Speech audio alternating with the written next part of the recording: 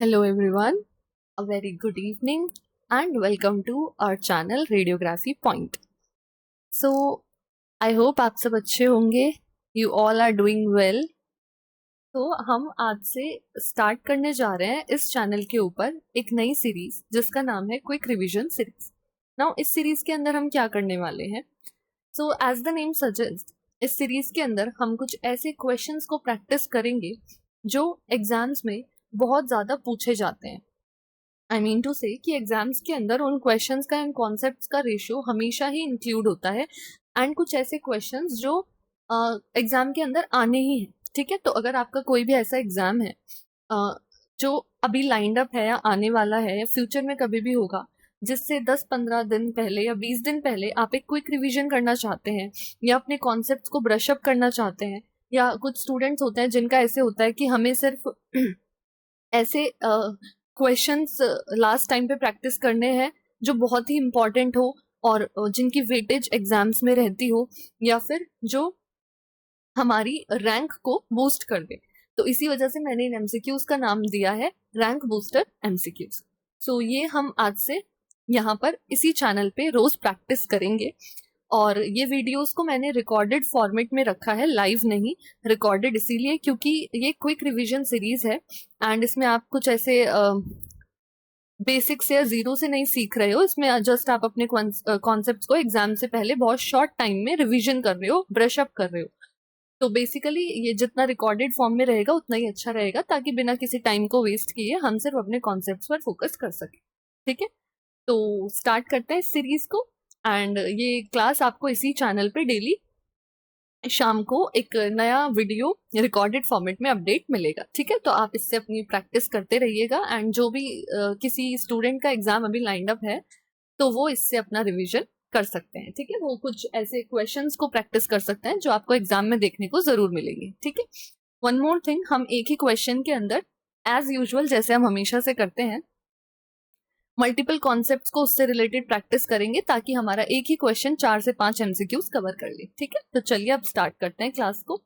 And the first question for today's session is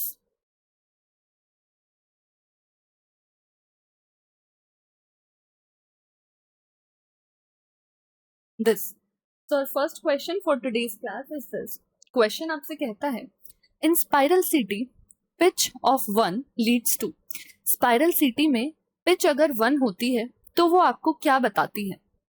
option number A is contiguous slices scanning. Option number B is 50% of slice thickness overlap in the slices. Option number C is gaps in between the slices.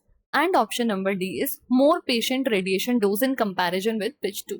मैं आपको इस question का answer decide करने के लिए 10 seconds का time दे रही हूँ, तो आप जल्दी से इसका आंसर जो भी होगा वो सोच लीजिए या फिर कहीं पर अपनी नोटबुक में लिख लीजिए.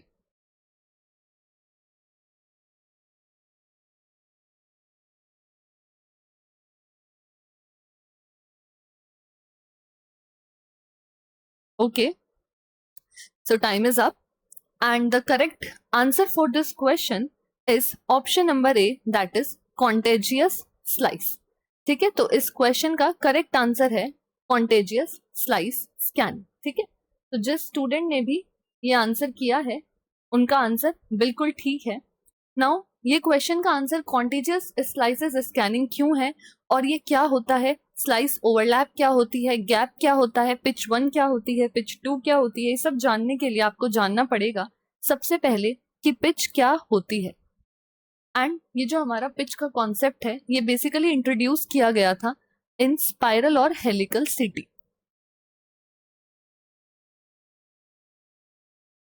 ठीक है, तो बेसिकली स्पाइरल या हेलिकल सीटी क्या होती है? तो पहले के टाइम में जो सीटी का मॉडल यूज किया जाता था दैट इज कन्वेंशनल सीटी, और उसी को आप शूट एंड स्टेप टाइप भी कहते हो. ठीक है, कन्वेंशनल या उसी को ही आप स्टेप एंड शूट के नाम से भी जानते हो कि एक बार आपकी गैंट्री रोटेट करती थी और एक बार आपकी पेशेंट टेबल मूव करती थी. ठीक है, इसी का नया जनरेशन लाया गया, एडवांसमेंट ऑफ सीटी आप इसको कह सकते हो, दैट इज स्पाइरल और हेलिकल सीटी. नाउ स्पाइरल और हेलिकल सीटी में क्या होता है? स्पाइरल और हेलिकल सीटी में आपका जो डेटा होता है वो कॉन्टिन्यूसली एक्वायर किया जाता है. ठीक है, एंड आपकी जो एक्सरे ट्यूब होती है वो कॉन्टिन्यूसली एनर्जाइज रहती है। तो इसकी वजह से क्या होता है कि आप बहुत ही लार्ज वॉल्यूम ऑफ डेटा को एक्वायर कर सकते हो एक साथ, ठीक है, in a single breath hold. Now इसी के अंदर ही आपका एक कॉन्सेप्ट इंट्रोड्यूस कर दिया गया पिच का। तो पिच क्या होता है? पिच बेसिकली एक रेशियो है, ठीक है। पिच एक रेशियो होता है जो आपको रिलेशनशिप डिटरमाइन करता है बिटवीन पेशेंट काउच मूवमेंट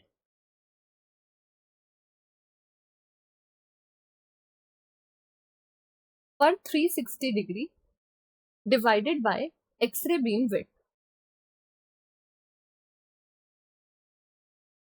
ठीक है। तो पिच हमारा क्या है? पिच हमारा एक रेशियो है that is related to helical और spiral CT and this is the ratio between patient couch movement पर 360 डिग्री, मतलब पर 360 डिग्री के गैंट्री रोटेशन में आपका पेशेंट काउच कितना मूव कर रहा है divided by beam width. Now ये जो पिच है ये एक रेशियो है, तो ये रेशियो जो है ये 0.5:1 भी हो सकता है, ये आपका 1:1 भी हो सकता है, 1.5:1 भी हो सकता है, और इट कैन बी 2:1 इधर, ठीक है। नाउ ये रेशियोज होते क्या है? तो बेसिकली आपका अगर पिच 1 के इक्वल होता है तो उसका मतलब क्या होता है, पिच अगर 1 से ज्यादा होता है तो उसका मतलब क्या होता है, और पिच अगर 1 से कम होता है तो उसका मतलब क्या होता है।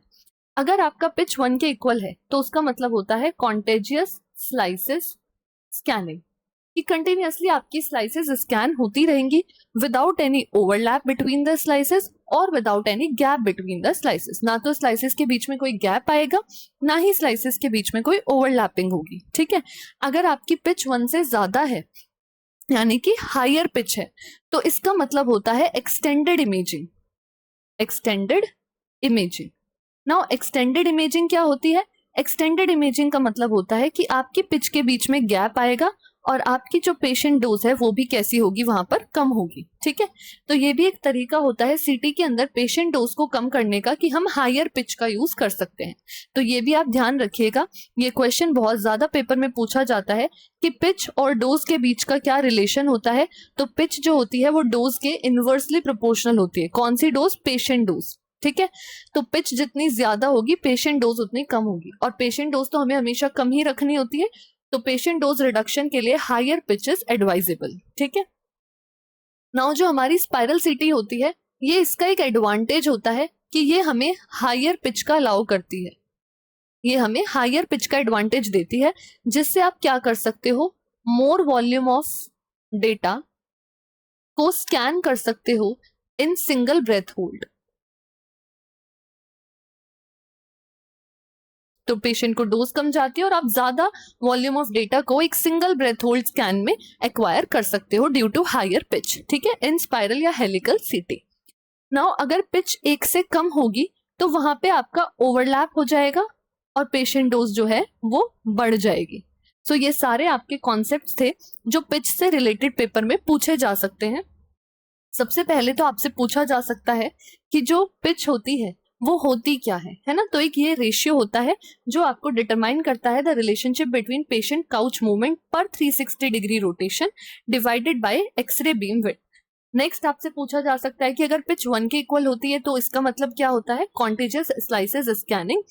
अगर पिच 1 से ज्यादा होती है यानी हाई होती है तो इसका मतलब होता है एक्सटेंडेड इमेजिंग, यानी कि स्लाइसेस के बीच में गैप आएगा एंड वहां पे डोज कम जाएगी पेशेंट को, ठीक है। यही आपका एडवांटेज होता है स्पाइरल या हेलिकल सीटी का। और अगर आपकी पिच 1 से कम है तो उसका मतलब होता है स्लाइसेस के बीच में ओवरलैप करना या फिर पेशेंट डोज का ज्यादा होना, या फिर आपसे पेपर में पूछ सकते हैं पिच और पेशेंट डोज के बीच का relation, that is inversely related दोनों होते हैं। अगर आप पिच बढ़ाओगे तो डोज घटेगी और अगर पिच घटाओगे तो डोज बढ़ेगी, ठीक है। नेक्स्ट क्वेश्चन पे चलते हैं हम। So the next question is question number 2। Question number 2 आपसे कहता है during myelography contrast medium is introduced into the, option number A epidural space, option number B epidermal space, option number C subdural space, या फिर option number D subarachnoid space. इस question का answer करने के लिए फिर से आपको 10 मिनट दिए जा रहे हैं, तो इस क्वेश्चन का आंसर अब जल्दी से अपने दिमाग में सोचिए क्या होगा।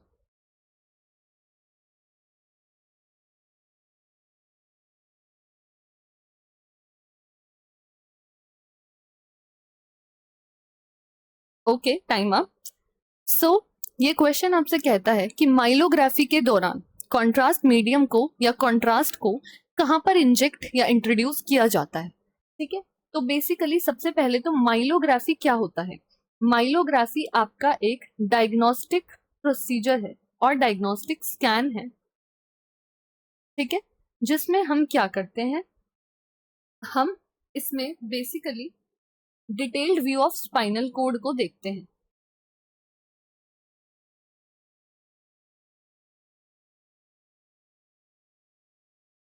ठीक है, हम इसमें स्पाइनल कोड के डिटेल्ड व्यू को या फिर आप कह सकते हो मेनिंजेस को देखने के लिए, और इसके अलावा हम इसमें नर्व रूट्स को भी देखने के लिए ये वाला स्कैन परफॉर्म करते हैं। ठीक है, ये वाला प्रोसीजर हम परफॉर्म करते हैं। डायग्नोस्टिक स्कैन ना कह के आप इसको डायग्नोस्टिक प्रोसीजर बोल सकते हो, that will be more accurate term.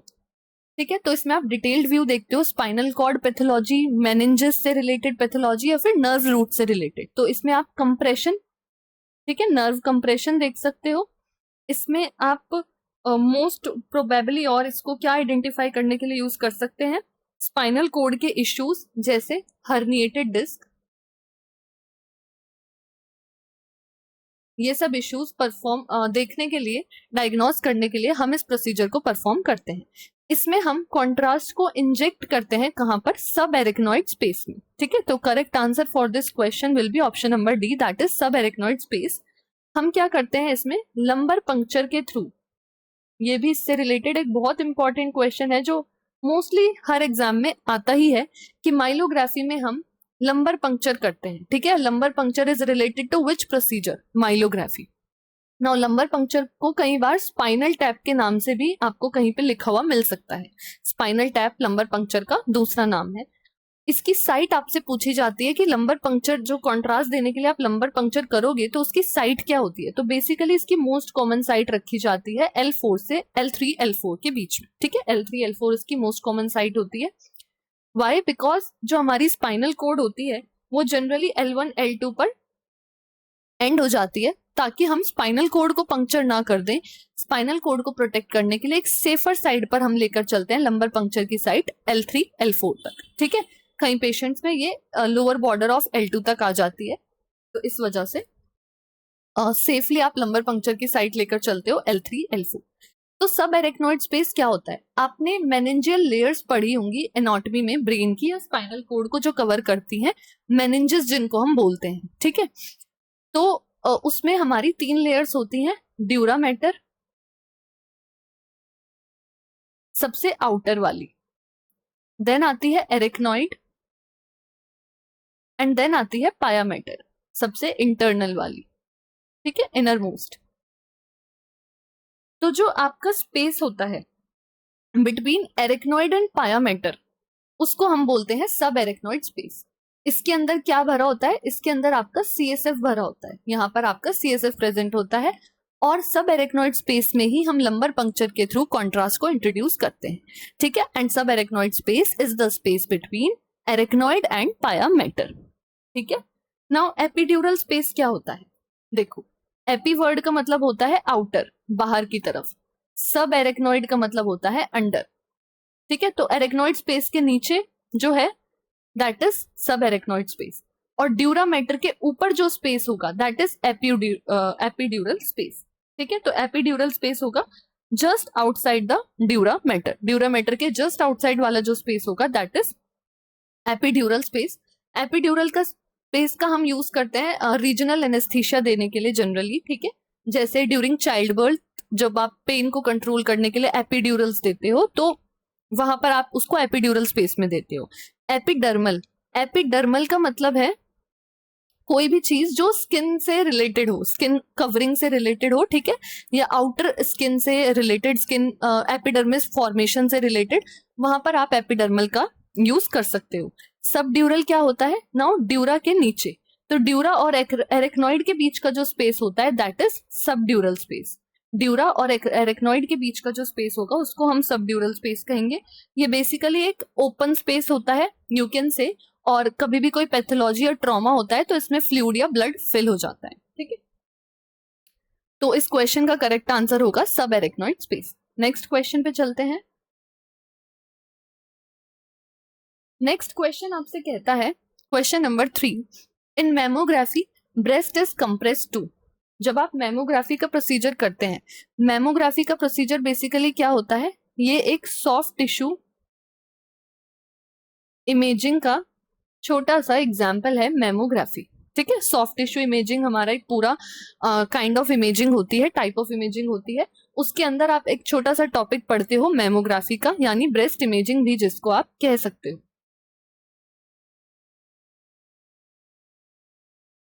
ठीक है, मैमोग्राफी के पीछे की फिजिक्स क्या है, आप इसको लोअर केवीपी पे कंडक्ट कराते हो, क्यों कराते हो, कौन कौन सी डिवाइसेस इसमें यूज होती है, कौन सा फिल्टर यूज होता है, कौन सा टारगेट यूज होता है, ये सब हम डिस्कस करेंगे बाद में जब इसकी फिजिक्स से रिलेटेड कोई क्वेश्चन हमारे कॉन्सेप्ट में आएगा।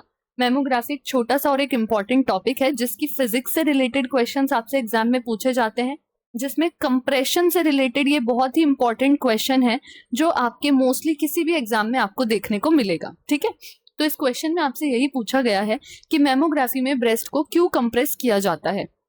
ऑप्शन नंबर ए कहता है प्रिजर्व पेशेंट प्राइवेसी, पेशेंट की प्राइवेसी को प्रिजर्व करने के लिए, मतलब बचाए रखने के लिए।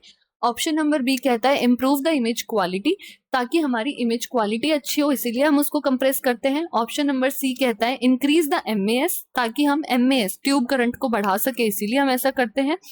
या फिर ऑप्शन नंबर डी आपसे कहता है रिड्यूस द फिल्म साइज, हम फिल्म साइज को कम करने के लिए कंप्रेशन वहां पर लगाते हैं। तो इसका आंसर जल्दी से आप लोग सोच लीजिए कि क्या होगा विद इन 10 सेकेंड्स।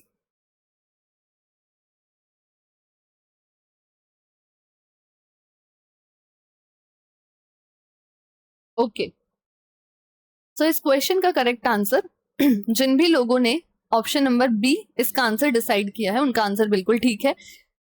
ब्रेस्ट जो है इन ऑप्शंस के अकॉर्डिंग कंप्रेस की जाती है to improve the image quality को इम्प्रूव करने के लिए। देखो, जो ब्रेस्ट कंप्रेशन होते हैं उसके बहुत सारे फंक्शंस होते हैं। ठीक है, तो ब्रेस्ट कंप्रेशन के बहुत सारे फंक्शंस होते हैं, जिनमें से पहला फंक्शन तो यही होता है to improve image quality, image quality को इम्प्रूव करने के लिए। नाउ इमेज क्वालिटी के अंदर हमारे 3 फैक्टर्स आएंगे। ब्रेस्ट कंप्रेस करने से जो आपका स्पेशल रिजोल्यूशन होता है वो अच्छा होता है। ऐसा क्यों होता है, इसके पीछे का रीजन क्या है। सो देखो, जब आपकी ब्रेस्ट को कंप्रेस किया जाएगा ड्यूरिंग मैमोग्राफी, तो उससे हमारे सारे टिश्यू जो होंगे वो इमेज रिसेप्टर के बहुत ही क्लोज आ जाएंगे। ठीक है, कोई भी सुपरफिशियल या लोअर टिश्यू वहां पे इंफीरियर नहीं बचेगा, सब यूनिफॉर्म होके इमेज रिसेप्टर के क्लोज आ जाएंगे, जिसकी वजह से आपका फोकल स्पॉट ब्लर कम हो जाएगा, तो आपका स्पेशल रिजोल्यूशन विल एनहांस।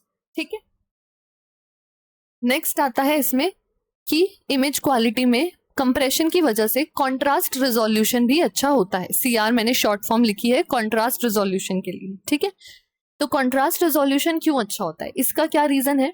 तो जैसे आपकी ब्रेस्ट कंप्रेस करने से यूनिफॉर्म थिकनेस हो जाती है पूरे टिश्यू की, ठीक है, तो वो थिक ना होके एक तरह से थिनर पार्ट बन जाता है, उसकी थिकनेस जो है वो डिक्रीज हो जाती है, जिसकी वजह से आपकी स्कैटर रेडिएशन वहां पे डिक्रीज हो जाएंगी, और स्कैटर रेडिएशन डिक्रीज होने की वजह से ऑटोमेटिकली कॉन्ट्रास्ट रिजोल्यूशन हमारा एनहांस होता है। ठीक है, नेक्स्ट इज पेशेंट डोज भी हमारी कम जाती है। ये इमेज क्वालिटी का पार्ट नहीं होता, बट इसको हम अलग से लिख लेते हैं। पेशेंट डोज कम जाती है कंप्रेशन लगाने की वजह से। ऐसा क्यों, पेशेंट डोज कम क्यों जाती है।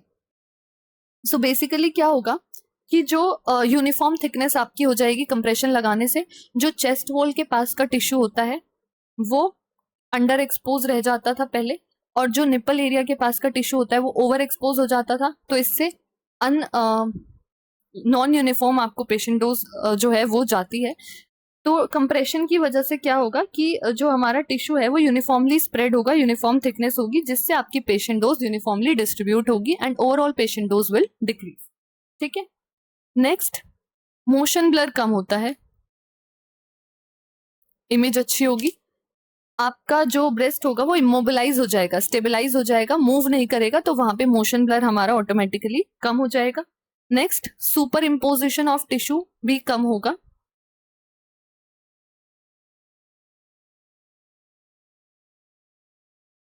ठीक है, सुपर इम्पोजिशन ऑफ टिश्यू भी कम हो जाएगा। क्यों, क्योंकि स्प्रेड हो जाएगा टिश्यू यूनिफॉर्मली, तो सुपर इम्पोजिशन जो है वो वहां पर कम हो जाएगी। तो आपको कोई भी माइक्रो कैल्सिफिकेशन या कोई भी छोटे से छोटी पैथोलॉजी भी आपको मिस नहीं होगी। ठीक है, तो correct answer for this question will be improve the image quality. और इसमें से कोई भी फंक्शन में से कोई भी ऑप्शन आपको पेपर में देखने को मिल सकता है। आपको ये भी पूछ सकता है कि कंप्रेशन लगाने से स्पेशल रेजोल्यूशन या कॉन्ट्रास्ट रेजोल्यूशन या फिर पेशेंट डोज पे क्या फर्क पड़ता है। ठीक है, तो ये तीनों बहुत ज्यादा इंपॉर्टेंट है जो पेपर में आपसे पूछे जा सकते हैं। नेक्स्ट क्वेश्चन पे चलते हैं, क्वेश्चन नंबर 4। ये वाला क्वेश्चन भी बहुत ज्यादा एग्जाम्स में रिपीट होके आपसे पूछा जाता है। ठीक है, किसी ना किसी पेपर में अल्ट्रासाउंड से क्वेश्चन आता ही है जिसमें आपसे अल्ट्रासाउंड की फ्रीक्वेंसी, डेप्थ और रिजोल्यूशन के बीच का रिलेशन पूछ लिया जाता है। एक फैक्टर को बढ़ा के दे देगा और रेस्ट दो आपसे पूछ लेगा कि इन पे क्या फर्क पड़ता है। तो क्वेश्चन नंबर 4 आपसे कहता है, as the ultrasound frequency increases the frame rate decreases, image spatial resolution increases, scannable depth increases या इमेज लेटरल रेजोल्यूशन डिक्रीजेस। तो जल्दी से इस क्वेश्चन का आंसर सोचिए क्या होगा। What will be the correct answer to this question.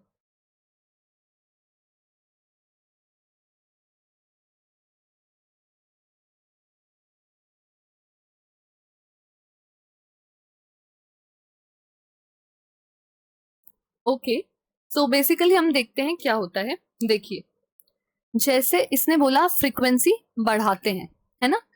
तो जैसे आप फ्रीक्वेंसी को बढ़ाएंगे तो फ्रीक्वेंसी को बढ़ाने से क्या होगा कि जैसे आप अल्ट्रासाउंड की फ्रीक्वेंसी को बढ़ाएंगे तो वो शॉर्टर वेवलेंथ प्रोड्यूस करेगी। ठीक है, शॉर्टर वेवलेंथ की पल्स वो प्रोड्यूस करेगी, यानी कि उसका जो पल्स लेंथ है, जो पल्स लेंथ है वो डिक्रीज होगा। ठीक है, तो आपकी जो डेप्थ है वो तो डिक्रीज होगी, बट इससे आप क्या कर पाओगे, जितने भी क्लोजली स्पेस्ड स्ट्रक्चर्स हैं, छोटे छोटे स्ट्रक्चर्स हैं, उनको आप सेपरेट करके अच्छे से डिफरेंशिएट कर पाओगे। तो आपका जो रिजोल्यूशन है वो बढ़ जाएगा। ठीक है, तो फ्रीक्वेंसी अगर बढ़ाते हैं तो डेप्थ कम और रिजोल्यूशन ज्यादा। तो फ्रेम रेट का इससे कोई वो नहीं है। स्पेशल रिजोल्यूशन आपका इंक्रीज होगा, डेप्थ इंक्रीज नहीं होगी, डिक्रीज होगी, और लेटरल रिजोल्यूशन इस पे डिपेंड नहीं होता। ठीक है, तो इसका करेक्ट आंसर होगा ऑप्शन नंबर बी। जिन लोगों ने भी ऑप्शन नंबर बी को सही चूज किया था उनका आंसर बिल्कुल करेक्ट है। ठीक है, नेक्स्ट क्वेश्चन पे चलते हैं। नेक्स्ट क्वेश्चन आपसे कहता है, question number 5, which one of the following techniques measures the rate at which blood is delivered to the capillary bed of tissues। इस क्वेश्चन में आपसे पूछा गया है कि इनमें से कौन सी इमेजिंग टेक्निक है जो rate of blood delivered to capillary tissues को मेजर करती है। इसका मतलब आपसे यहाँ पे कौन सी इमेजिंग टेक्निक है जो आपको किसी भी टिश्यू में ब्लड फ्लो के बारे में बताती है। ठीक है, rate of blood is delivered called blood flow. तो ऑप्शन नंबर ए है cardiac imaging, option number B blood oxygen level dependent BOLD imaging, option number C perfusion, option number D diffusion. बताइए what will be the correct answer to this question.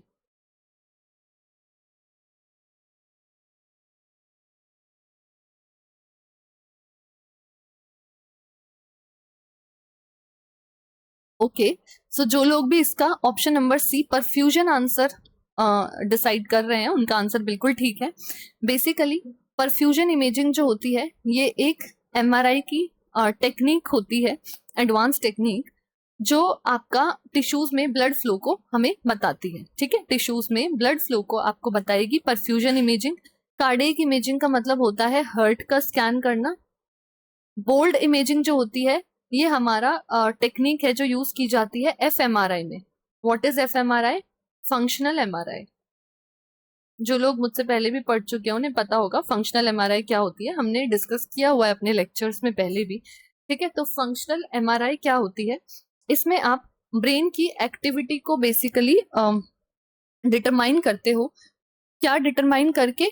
Bold contrast का use करके। Now bold contrast क्या होता है? Blood oxygen level dependent imaging. ठीक है, इसमें हम क्या करते हैं, जो हमारे ब्लड में ऑक्सीजन होती है उसमें जो भी मैग्नेटिक चेंजेस होते हैं उनके बेसिस पे हम ब्रेन की एक्टिविटी को डिटरमाइन करते हैं। कैसे?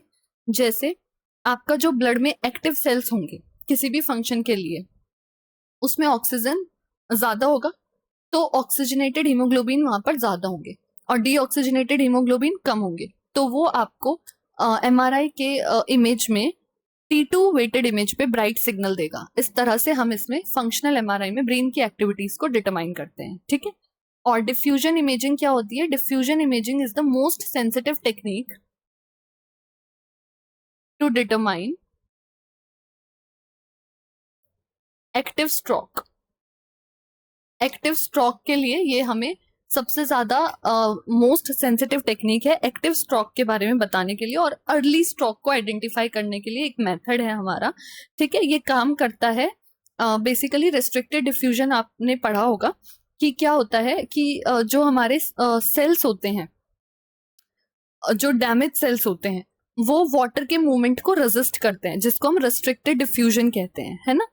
तो ये इस प्रिंसिपल पे काम करता है हमारा डिफ्यूजन इमेजिंग, और ये एक एमआरआई इमेजिंग टेक्निक है जो बहुत ही सेंसिटिव या बहुत ही अर्ली स्ट्रोक को डायग्नोज करने का एक मेथड है, ठीक है। नेक्स्ट क्वेश्चन पे चलते हैं। Next question is question number 6। इसमें आपसे पूछा है which of the following is used as a detector in the modern CT scanners, कि कौन सा डिटेक्टर है जो मॉडर्न सीटी स्कैनर में यूज होता है। आजकल मॉडर्न सीटी स्कैनर्स में इनमें से कौन सा डिटेक्टर यूज किया जाता है? तो जो हमारे सीटी डिटेक्टर्स और सीटी जनरेशन है, इनके ऊपर एक क्वेश्चन आपके एग्जाम में मस्ट होता है ना। तो ये टॉपिक भी बहुत इंपॉर्टेंट है आपके एग्जाम पॉइंट ऑफ व्यू से, और ये क्वेश्चन बहुत ज्यादा एग्जाम्स में पूछा जाता है। तो इस क्वेश्चन के ऑप्शंस है solid state detector, photo diode, xenon gas ionization chamber, या फिर फोटो स्टिमुलेबल फॉस्फर। बताइए इस क्वेश्चन का सही आंसर कमेंट्स में आप लिखिएगा क्या होगा।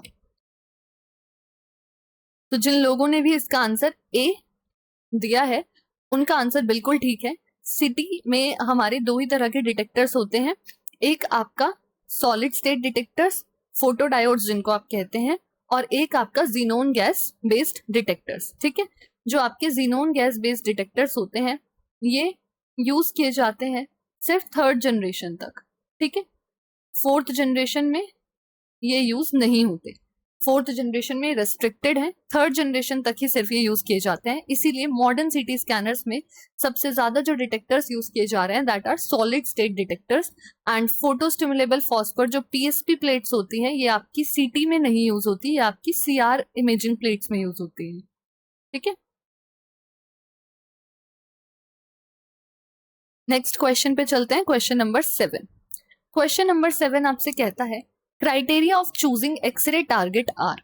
हम एक्सरे टारगेट को चूज करते हैं, उसका क्राइटेरिया क्या होता है? तो एक्सरे कैथोड से रिलेटेड और एक्सरे एनोड, टारगेट जो है आपका ये एनोड मटेरियल के लिए यहाँ पर कहा गया है, इससे रिलेटेड कि इसके क्राइटेरिया क्या है मटेरियल को चूज करने के। आपको पता है कौन सा मटेरियल यूज होता है? टंगस्टन, है ना।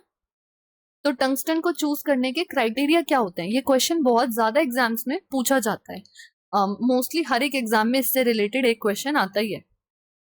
तो आप बताइए कि एक्सरे टारगेट को चूज करने के क्या क्राइटेरिया है। Option number A low melting point, good heat conductivity. Option number B low melting point, low heat conductivity. Option number C high melting point, good heat conductivity.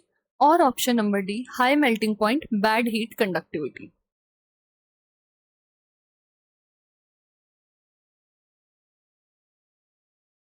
So basically इस question का सही answer होगा option number C, that is high melting point and good heat conductivity. कैसे? Anode को choose करने के, tungsten को choose करने के एज एनोड 3 रीजंस होते हैं। सबसे पहले तो high atomic number that is 74 इसका होता है। क्यों? क्योंकि जितना ज्यादा एटॉमिक नंबर उतना ही ज्यादा टारगेट मटेरियल एफिशिएंट होगा एक्सरे प्रोडक्शन के लिए, ठीक है। दूसरा हाई मेल्टिंग पॉइंट, इसका कितना होता है? 3370 डिग्री सेल्सियस, ठीक है। जितना हाई मेल्टिंग पॉइंट होगा उतना ही ज्यादा वो हीट को विदस्टैंड कर पाएगा, उतना ही ज्यादा हीट को वो सहन कर पाएगा और मेल्ट नहीं होगा। Answer number 3, option criteria number 3, I am sorry, criteria number 3 is good heat conductivity, ठीक है। हीट कंडक्टिविटी प्रॉपर्टीज जितनी अच्छी होंगी टारगेट मटेरियल के अंदर उतना ही इजिली वो हीट को अब्सॉर्ब कर पाएगा और उसको टारगेट से दूर डिसिपिएट कर पाएगा, ठीक है। तो इसी वजह से इसका सही आंसर है high melting point and good heat conductivity. Low melting point गलत, यहाँ गुड हीट तो था बट लो मेल्टिंग पॉइंट था, जो कि गलत है। अगर मेल्टिंग पॉइंट ही कम होगा तो बहुत जल्दी मेल्ट कर जाएगा, उसकी लाइफ स्टेबिलिटी ज्यादा नहीं होगी। Low melting point low heat गलत, high melting point but bad heat ये भी गलत। ठीक है, तो option number C will be the correct answer to this question. ये 3 क्राइटेरिया आप याद रखिएगा। हाई एटॉमिक नंबर ताकि ज्यादा एफिशिएंटली एक्सरे प्रोड्यूस कर सके, हाई मेल्टिंग पॉइंट ताकि ज्यादा हीट को विदस्टैंड कर सके, और गुड हीट कंडक्टिविटी ताकि जल्दी से अच्छे से सारी हीट को अब्सॉर्ब करके उसको टारगेट से दूर डिसिपेट कर सके। ठीक है, यही सिर्फ 3 रीजन होते हैं टंगस्टन को टारगेट मटेरियल चूज करने के लिए। Next question is question number 8। ये क्वेश्चन तो सभी एग्जाम्स का फेवरेट क्वेश्चन है ना। ये क्वेश्चन तो आपको एग्जाम में देखने को जरूर मिलेगा। Most repeated question in the previous years. Grid ratio is defined as the ratio between. आपको पता है, आप जो ग्रिड पढ़ते हैं उसके अंदर हम ग्रिड की परफॉर्मेंस को कंपेयर करने के लिए एक रेशियो या एक स्टैंडर्ड देते हैं जिसको हम ग्रिड रेशियो कहते हैं। ग्रिड रेशियो आपका एक ऐसा रेशियो है या एक ऐसा डिफाइनिंग टर्म है जो ग्रिड की परफॉर्मेंस को बताता है।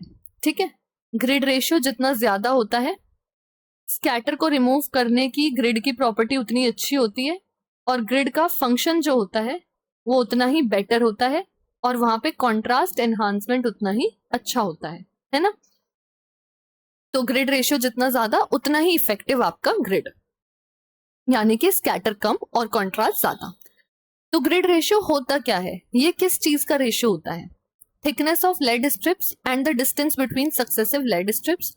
मतलब आपकी जो लेड, ये इस तरीके से करके लेड की स्ट्रिप्स होती है ना, इनके बीच में इंटरस्पेस मटेरियल लगा होता है। तो ये आपसे पूछ रहा है कि इस लेड स्ट्रिप की जो थिकनेस होती है वो डिवाइडेड बाय जो इनके बीच का डिस्टेंस होता है ये, या फिर थिकनेस ऑफ लेड स्ट्रिप्स यानी कि T divided by thickness of the grid. ये पूरे ग्रिड की जितनी थिकनेस है इसको कैपिटल टी मान लेते हैं। या फिर बकी फैक्टर, बकी फैक्टर आपको पता है बी से डिनोट करते हैं, ये भी एक टर्मिनोलॉजी है। बकी फैक्टर, कॉन्ट्रास्ट इंप्रूवमेंट फैक्टर, ये सब ग्रिड के फंक्शन को बताने के लिए कुछ टर्म्स होती है ना। हाइट ऑफ लेड स्ट्रिप्स, इस लेड स्ट्रिप की जितनी हाइट है यानी कि ये, इसको स्मॉल एच से मान लेते हैं। एंड नेक्स्ट ऑप्शन आपको कहता है हाइट ऑफ लेड स्ट्रिप्स यानी कि स्मॉल एच अपॉन में distance between successive lead strips, हर एक लेड स्ट्रिप के बीच का डिस्टेंस एंड हाइट का रेशियो। तो बताइए कौन सा ऑप्शन इसमें सही होगा। तो ये क्वेश्चन तो बहुत सारे एग्जाम्स में आता है और आपने बहुत बार पढ़ रखा है। इसका करेक्ट आंसर है option number D, that is grid ratio जो होता है वो होता है ratio of height of lead strips upon में डिस्टेंस बिटवीन देम।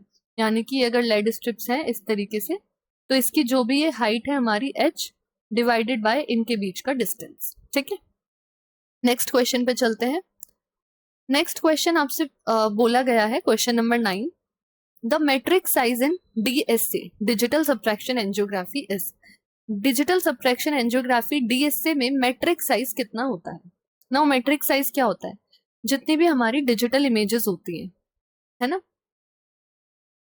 तो वो एक मैट्रिक्स यानी कि रोज और कॉलम्स के फॉर्मेट में होती है।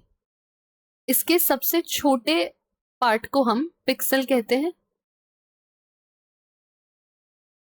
और इस पूरे बॉक्स को हम मैट्रिक्स कहेंगे। तो इसका रिलेशन किससे होता है कि मैट्रिक्स साइज जितना बड़ा होगा